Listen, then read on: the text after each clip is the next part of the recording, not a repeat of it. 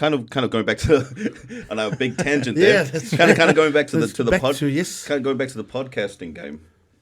I've noticed sort of I guess the way that I ran my last podcast. My last podcast, like I've got like 3,000. My only podcast that I've had so far, it was I was never really happy with the outcome.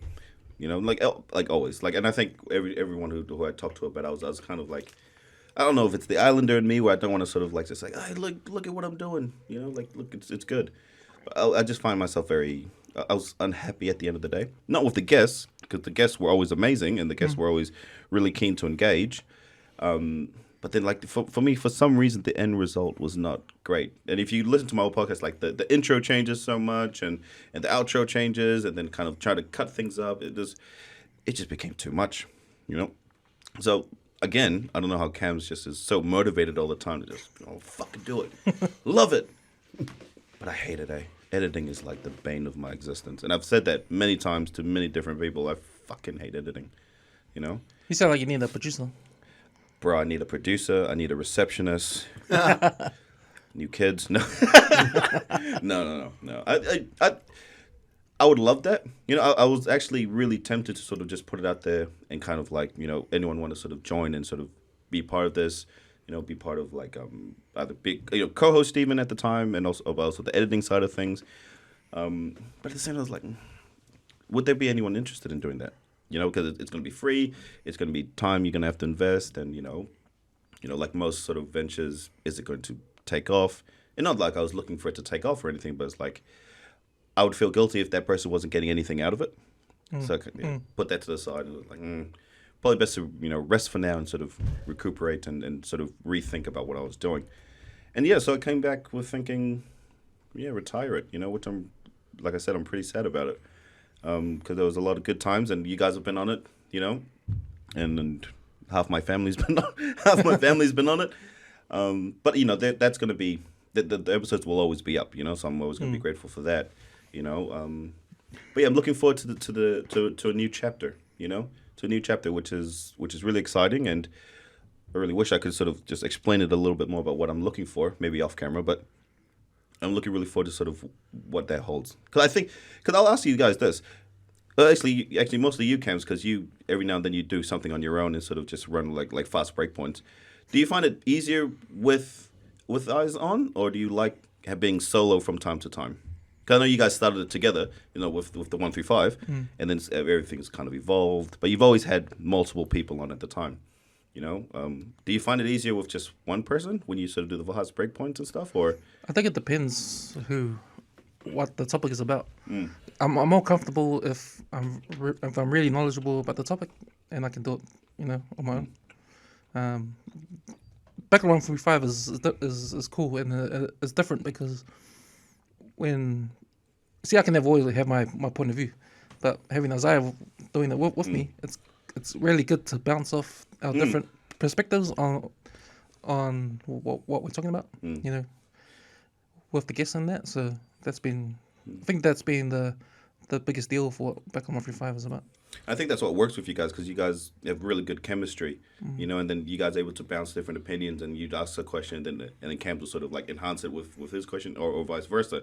And I think that's what I've been missing. Yeah. Because as much as I like to think I'm very forthcoming and very like in your face, this is the question.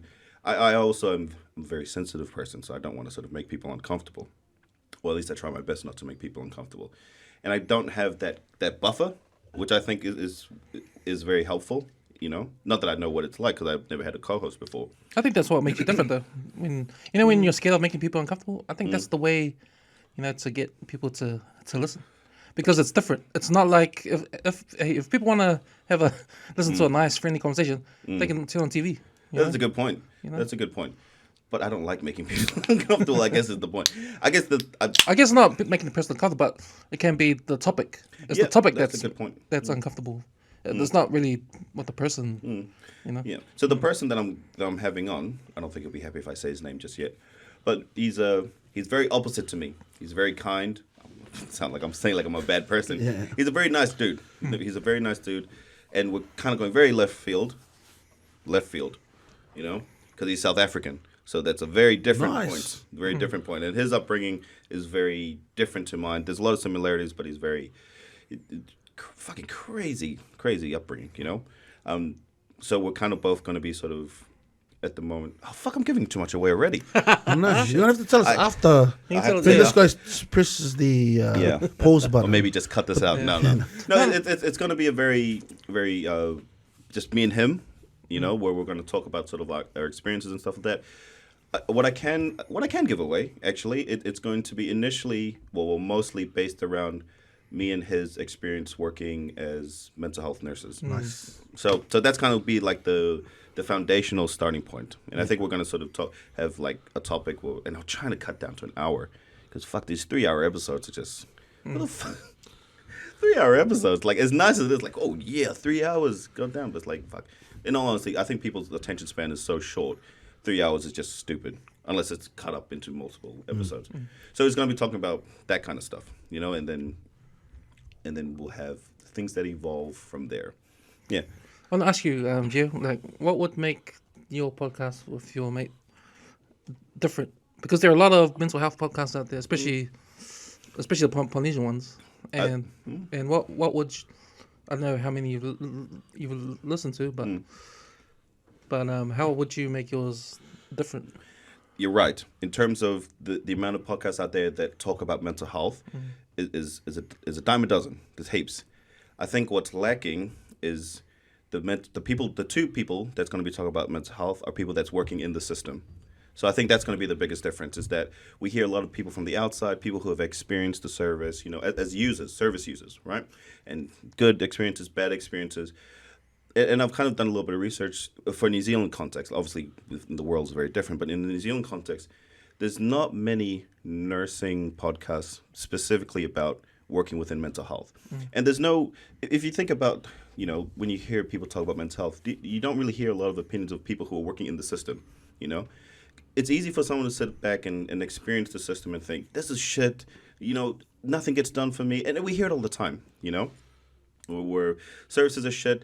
And I'll be honest, some services are shit, you know? DHBs should be doing a lot more, you know? But you don't hear it from the people who are actually in the system trying to work within the system to fucking make people's lives better, you know? And that's a very... That narrative gets lost so easily, you know? Because getting shit on for being a mental health nurse is it happens all the time, you know? Yeah. I have people calling up at the office pretending to be a family member, and it's just someone from the fucking news agency, you know? So it's that bad. Like, we don't have a great rep, and for there's reasons for that. You know, I'm not saying it's all. So what's that all about? Why do they bring in the news? Looking for stories, you know? If But why do they have to hide? Because we don't talk to them. Yeah, okay. You know, Yeah. I don't know how ethical that is to call up pretending you're someone else. Yeah, exactly. Some of them are pretty straightforward. Some of them say, hey, listen, I'm calling from like One News, or I'm calling from, you know, your mama's basement or some shit like that. But, you know, and they're straightforward. So you can say, sorry, we can't comment. You know, you can contact our fucking liaison person that deals with media. Excuse me. But I think what I think is that there's not a lot of narrative from the people who are trying to do good things within the system. Like, look, I'm all for changing the system, you know. It's for some structures to be brought down and things to be redone. But I also believe in working within the system to change it from the inside, you know. There's not a lot of success. I can't say that because that's not true. I think it will be difficult from an outside perspective, outside influence to change the system, you know. I mean, people are doing big, amazing work, like Mike King, you know, he's doing amazing work working from the outside. Didn't he give his cross back? he gave something. Yeah, back. 2 weeks ago, eh? I think he told Jacinda to go, fuck, shove it. Yeah. And he makes good points. He's been on Talkback quite a bit lately, and he's talking about, you know, and he's right. He is 100% right with all the stuff that he talks about. You know, just to talk about money, and then just the poor allocation of resources. I live it, man. You know, and it's true. You know, when the government announced the budget maybe like a year ago about, you know, 1 point something billion or something billion for mental health, I see fucking nothing. Nothing's changed. You know, so I got, as a person who works there, you know, it's like, where is this? Where's this resource? It's not coming to staffing. You know, it's not coming to extra resources. It's not going towards new facilities as far as I can see. Where's it going? You know, these questions need to be asked, and Mike King's doing a good job at doing that.